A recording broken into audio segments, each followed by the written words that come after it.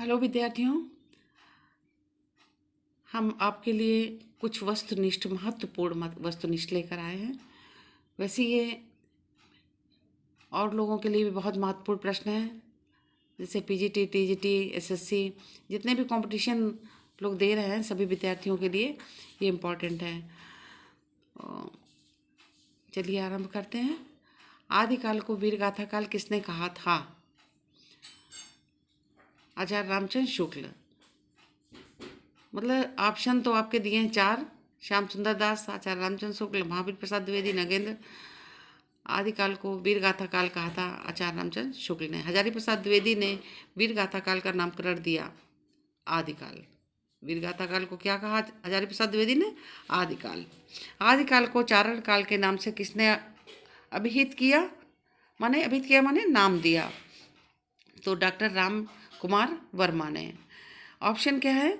आचार्य हजारी प्रसाद द्विवेदी, आचार्य रामचंद्र शुक्ल, महावीर प्रसाद द्विवेदी, राम कुमार वर्मा।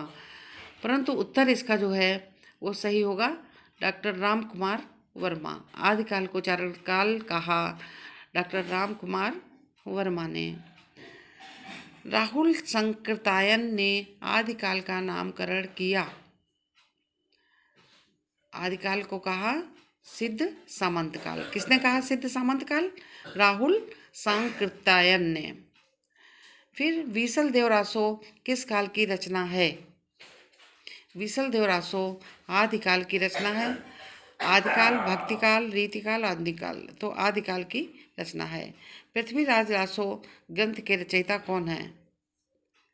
पृथ्वीराज रासो ग्रंथ के रचयिता हैं चंद बरदाई।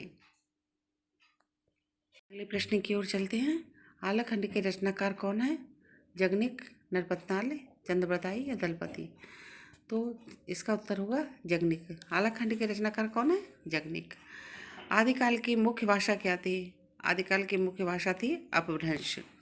हिंदी साहित्य का स्वर्ण युग किस काल को कहा जाता है? हिंदी साहित्य का स्वर्ण युग किस काल को कहा जाता है? भक्तिकाल। जिस काल में भक्ति से संबंधित रचनाओं का वर्णन किया गया है, जैसे कृष्ण भक्ति या राम भक्ति जो भी है, तो उस काल को कहा गया था स्वर्ण युग। वो मध्यकाल में हुआ। आचार्य रामचंद्र शुक्ल ने भक्तिकाल का समय निर्धारित किया है संवत 1375 से लेके 1700 तक। फिर ज्ञानश्री शाखा के प्रतिनिधि कवि कौन है? कबीर, सूरदास, जायसी या ईश्वरदास? ज्ञानश्री शाखा के प्रतिनिधि कवि हैं कबीरदास। चलिए विद्यार्थियों, फिर हम आगे चलते हैं। प्रेमाखान्यक काव्य परंपरा को अन्य किस नाम से जाना जाता है? प्रेमाखान्यक परंपरा को सूफी साहित्य के नाम से जाना जाता है। अब आप ये सोच रहे होंगे प्रेमाखान्यक काव्य है क्या? तो प्रेमाखान्यक काव्य जो है यह भक्तिकालीन हिंदी काव्य धारा की, भक्तिकालीन आप जानते हो भक्तिकाल में भक्तिकालीन कहा गया और मध्यकाल इसी को कहते हैं, तो यह भक्तिकालीन हिंदी काव्य धारा की एक प्रमुख धारा के रूप में विख्यात है। क्या बताया हमने आपको? भक्तिकालीन हिंदी काव्य धारा की एक प्रमुख धारा है, एक प्रमुख धारा के रूप में विख्यात है। प्रेम मार्गीय शाखा को पल्लवित करने का श्रेय, जो ये धारा है इसको पल्लवित करने का, इसको विकसित करने का जो श्रेय है वो सूफी मुसलमान कवियों को था है, इसीलिए इसे सूफी काव्य धारा भी कहा जाता है। तो यही प्रश्न है कि प्रेमाखान्यक काव्य परंपरा को अन्य किस नाम से जाना जाता है? सूफी साहित्य से। प्रेमाश्रयी काव्य धारा के प्रतिनिधि कवि कौन थे? प्रतिनिधि कवि कौन थे? कबीर, जायसी, सूरदास या केशवदास? जायसी थे, क्योंकि कबीर तो निर्गुण ब्रह्म के उपासक हैं, प्रेमाश्रयी शाखा के नहीं हैं, है ना। सूरदास हैं भक्तिकाल के, लेकिन ये प्रेमाश्रयी के नहीं है, ना जायसी है ना केशवदास हैं। तो जायसी जो हैं वो प्रेमाश्रयी शाखा के प्रतिनिधि कवि हैं।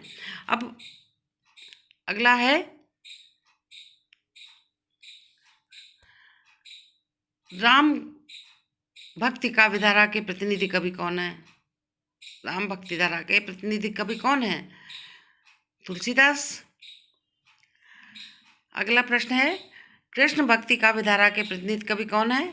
मीराबाई, कृष्णदास, नंददास, सूरदास हैं।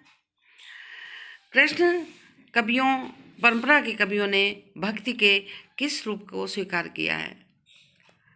कृष्ण परंपरा के कवियों ने भक्ति के किस रूप को स्वीकार किया है? सख्य भाव। पुष्टि मार्ग के संस्थापक कौन थे? पुष्टि मार्ग के संस्थापक थे स्वामी गोकुलनाथ।